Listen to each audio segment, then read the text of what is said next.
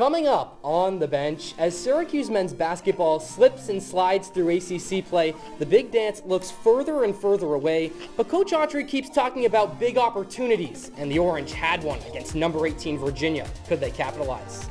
To the turf, where there's a lot of hype about Joey Spallina and number 2 SU men's lacrosse. After a 1-0 start to their season, the Orange welcomed a first-time opponent to the Dome with the hopes of staying hot.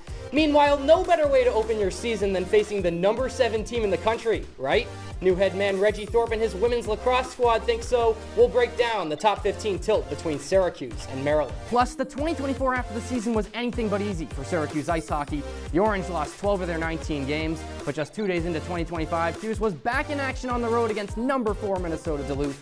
Could SU grab a statement win to start the new year? All that and so much more is coming up right around the corner on the bench.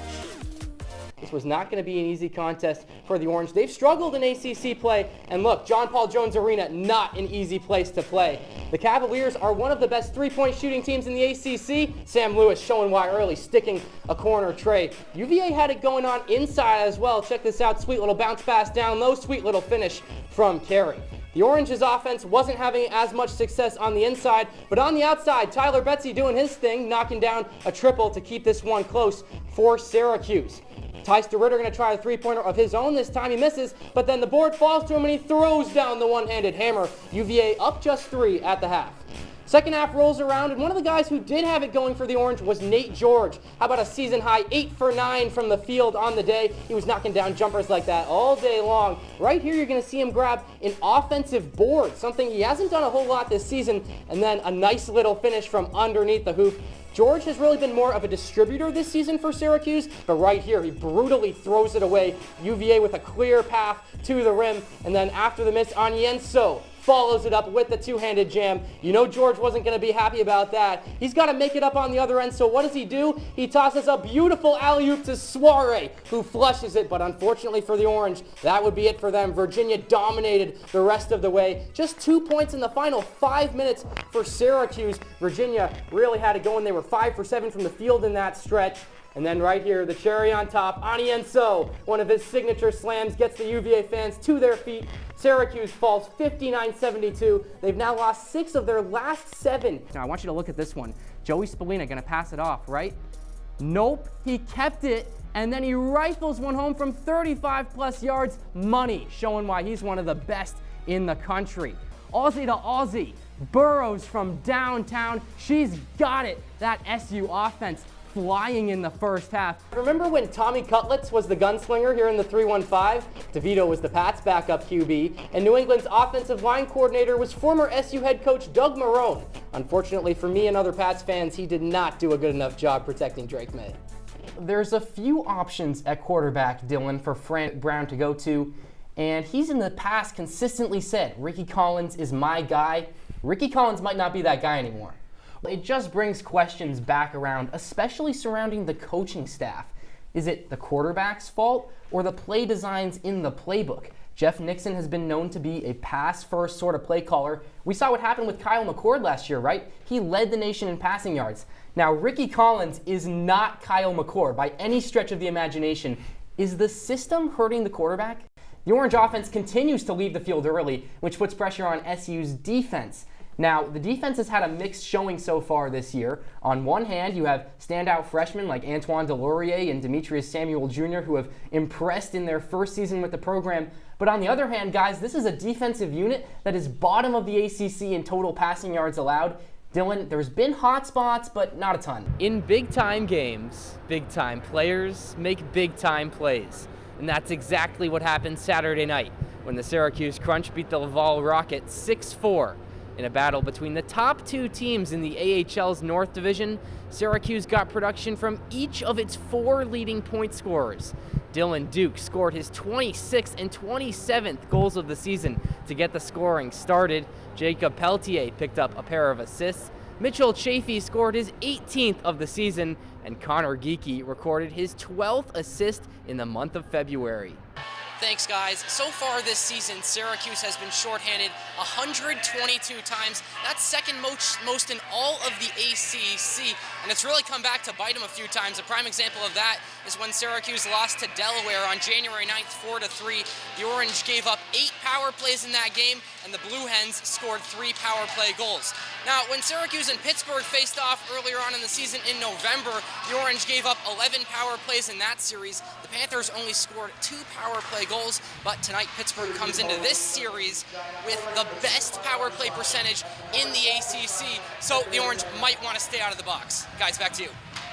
Guys, when these teams met back in November, Syracuse assistant captain Jack Alicia scored a goal in SU's 4-3 loss, and as it turns out, that happened to be one of the final goals of his storied collegiate career. The Fairfield, Connecticut native has struggled with head injuries all throughout his time here in the 3-1-5, and he hasn't appeared in a game this season since late November. But despite his inactivity on the ice, he's been in the locker room consistently. There's no doubt that the guys love him. On the ice, SU is certainly missing one of their biggest attacking producers. Alicia finishes his SU career with 45 goals and 34 assists. So it'll certainly be an emotional weekend for Alicia as he says goodbye to the Tennessee Ice Pavilion, but no doubt that he will go out as a historic part of this program. Thanks, guys. Down here, ice level with Sean Caddo. Sean, it's senior weekend, your family's here, you've obviously been a very important part of the program. What does it all mean to you? Yeah, it's obviously really special. This program's meant a lot to me. Been 4 of the best years of my life. Loved every second of it. So obviously sad as the time's winding down, but you know, just enjoying the last moments. Your brother was obviously a very important part of the program. He actually holds the games played record for Syracuse. What has it kind of been like following in his footsteps? Yeah, I mean, obviously coming in, he had a great career. It's tough to follow that, but it was nice having some familiarity from the start. And, you know, I'm just trying to carve my own path, and I think I've done that over the past 4 years. 6:10 to play, still with Pendergrass now. Right wing circle into the slot. What a chance for Cook, he could not convert. He had a fantastic chance in the slot, just couldn't tuck it home. Retrieved by Nordwin behind his own goal, no icing, less than 6 to play. Another failed power play for Syracuse moments ago. It's now or never, really. Backhanded for Parker. Bradley Parker sauces it to the left point. They lose it. Syracuse has to scramble back now as RMU crosses the blue line. Gavin Crivelli into the slot, taken away by Parker after a hard hit. Parker goes up the near side boards. Trying to go himself. He beats a couple, crosses the blue line, 3v2. Parker into the slot. Parker's shot deflected. Out of play, hits the netting. RMU scrambling back to defend there, and they do well.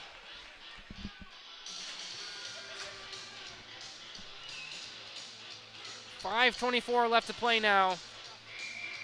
Syracuse has been right there today. They just haven't been able to tuck the puck home.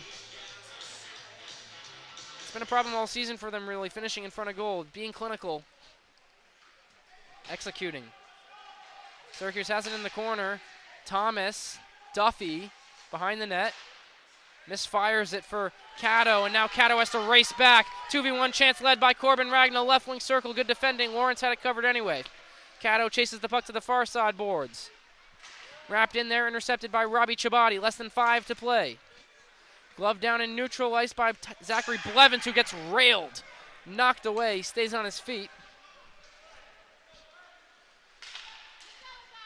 Now Caddo. Pushed forward by Sonato. Glove down by Duffy. In the corner, taken by Sonato. Thomas is in the slot. Sonato trying to get it there, he can't. Just chipped clear by Anthony Charamonte, and right now, RMU is holding on by their last breath. They're just trying to see this one out. We haven't had a goal in a while. Syracuse trying to change that. Duffy pushes it for McCormick. McCormick taking it top of the left wing circle. He falls down, has it stripped. RMU can go the other way, but they play it out of bounds. The puck goes into Syracuse's bench.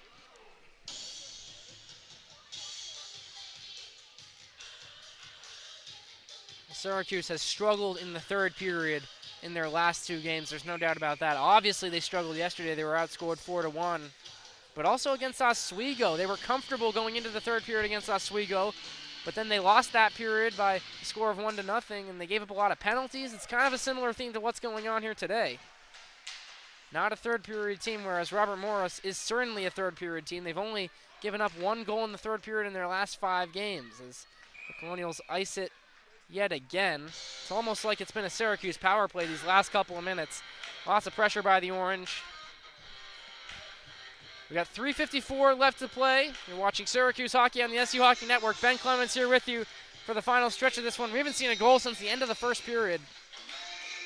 Very different from what happened yesterday. A 9-goal thriller at this barn last night. Draw in the right wing circle, picked up by Pendergrass. He loses it in the slot, tries to win it back. Puck falls to Chesner, who banks it off the boards. Left wing circle taken by McCormick. McCormick, left point with Chesner. Chesner towards goal, score! Connor Chesner gets one back for Syracuse. It's game on from Clearview Arena. Make it 2 goals and 2 for Syracuse's captain. In one of the final road trips of his college career, Chesner does what he does best. He leads this team. 3-2. Can the Orange spark something late? Lemoyne still in search of their first home win this season. And today is their last chance to get that. These 45 minutes, their last opportunity to secure a home win in the 2025 campaign. Can they do it, or will they fall short to the visitors from Easton, Massachusetts? The second half of action is underway. First half that saw chances for both sides, although the Skyhawks enjoyed the better opportunities. The skies have cleared up just a little bit here. The sun is trying to peek its way out, trying to get behind the Dolphins.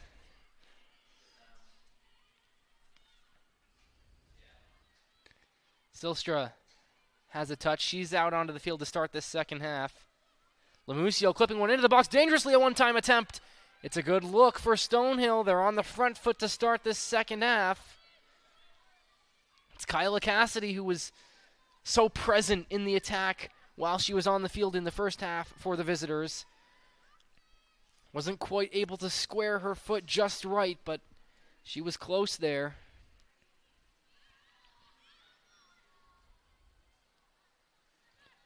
Here is Stonehill. They clip a ball out to the near side by the corner flag, but there's no one home for the Skyhawks. For Stonehill, they're coming off of a 2-2 tie with Central Connecticut State last Sunday, a game they probably should have won. They were up 2-1 until the 87th minute when Central Connecticut State were able to salvage a point with a last-minute equalizer. So this squad probably still a little bit upset about that one. As here's a long-range effort coming in. Lamusio has enjoyed those long-range hits. I think she's had 3 shots like that tonight. That one not troubling, but certainly something to keep an eye on here as McPherron continues to play short. Trouble in the box. And that's Caitlin Corsi, who nearly gave it away. It is a goal kick, but the Dolphins need to be aware of that for sure. Caitlin Corsi knows that. She's plenty experienced, the graduate defender from right here in Syracuse, New York, a graduate of Christian Brothers Academy in Syracuse, where she acquired high honors every year. Also a 5-sport athlete, so very athletic. Clip ball over the top on Selmo trying to get there, but a good job by Cookingham to clean it up. So far this afternoon, the Dolphins have been able to keep Stonehill's star forward at bay. But now here's Silstra launching something forward. Finley Brown taking it down for the Dolphins. Casey is free on the edge of the box. Danielle Casey across, hardly whipped. The header attempt was not on point, but a very good look for Lemoyne. Finley Brown playing the ball nicely down the line for Danielle Casey, who puts a decent ball into the box with some pace, maybe a little bit too much whippage. Lemoyne couldn't quite get the header just right, but promising sign. Of course, they're going to have to deal with this one against Anselmo. Anselmo comes out on top and releases Renz down the right. Here's the Stonehill winger shot, and she's shrugged off. Solid defending. Goal kick. Annie Rentz trying to get something going on that right side. She was very active, and you got to say, this Stonehill team